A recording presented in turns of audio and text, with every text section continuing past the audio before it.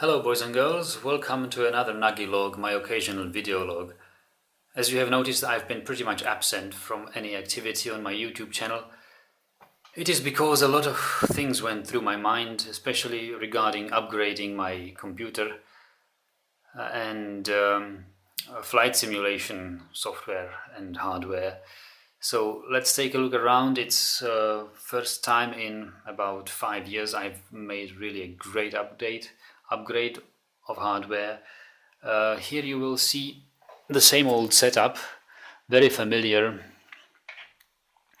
Nothing visibly new except for this Cytec flight controls panel.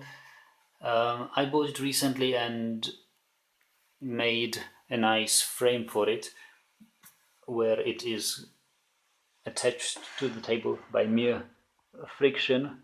Very practical if you want to remove it, because I don't want a permanent cockpit-like computer, but inside is everything neatly screwed together. It works really well. So that's the new hardware part, but here under the hood we have a Core i7 4790K running at almost 4.7 gigahertz.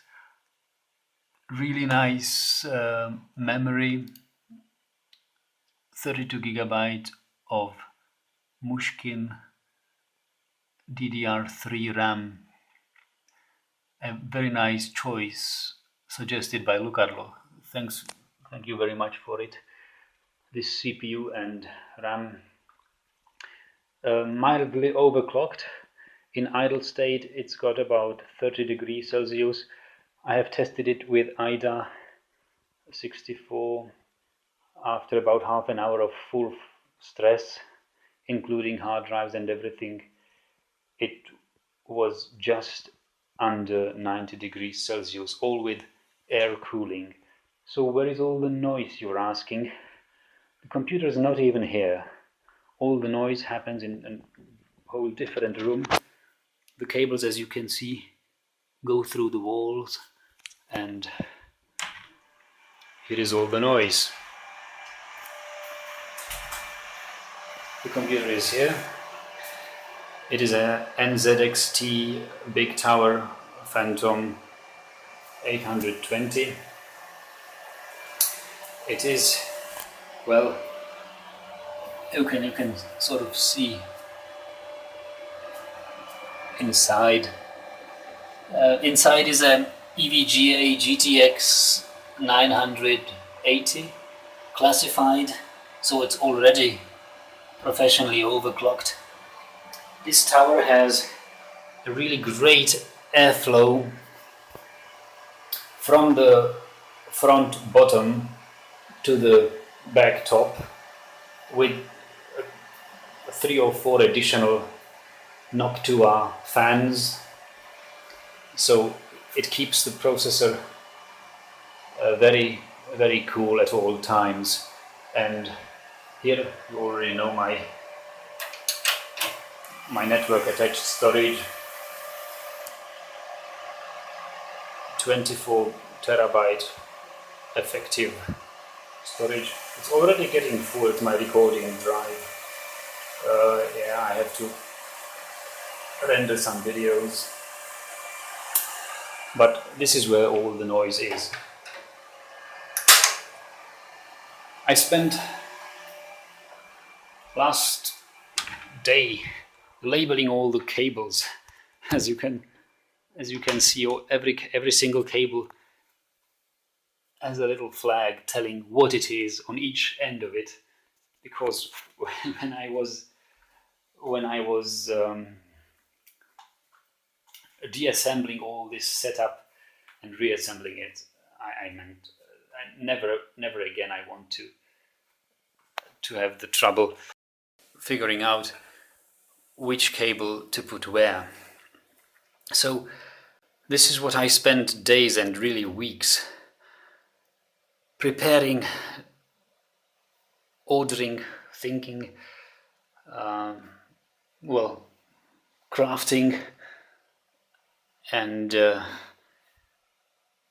putting together with my own hands, with the great help of Lucarlo. And before I discussed it in countless hours with Ferko, one of my subscribers and friends. So thank you guys for your patience. I hope to reward you with some videos, because I feel like this is first time this year when I've got a couple of days free time to really concentrate on gaming and recording. In my last system, I was really worried about. I couldn't really share my flight simulation experience with you guys, because streaming it was impossible for the old computer. It was so it couldn't cope with the amount of it was just too much for him. He had only 6 GB of RAM, and the CPU was really the bottleneck, more and more of a bottleneck. So now with this system, I hope to be able to stream and record even better. The best thing about all this setup is not only the 32 GB of RAM and good processor and good motherboard, but it is M.2 SSD. I bought the Samsung XP941. It's this whole new interface of solid state drives, where we've got something like up to 16 gigabits per second, or even the motherboard even supports 32 gigabits per second, but the drives are just about to hit the market right now. So I've got the 16 gigabyte or gigabit version. The solid state drive is a dream. When I first installed Windows and booted, Windows were up there in 2 seconds boot time, because the reading speed is about 1.4 gigabyte per second effective stable reading speed. I tested also random access speed on this drive, and its random access reading is about 900 megabyte per second.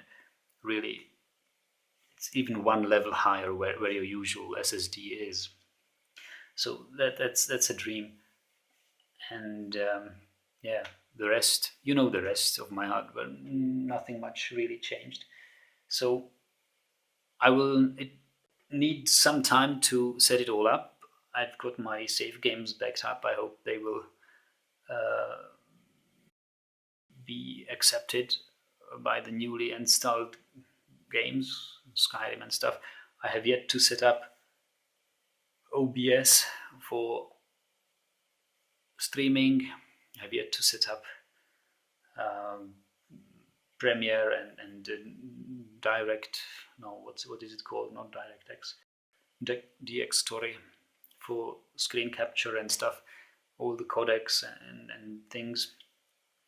But I will be there, and I have, as I said, for the first time this year, I have 3 days ahead where I can just spend with gaming.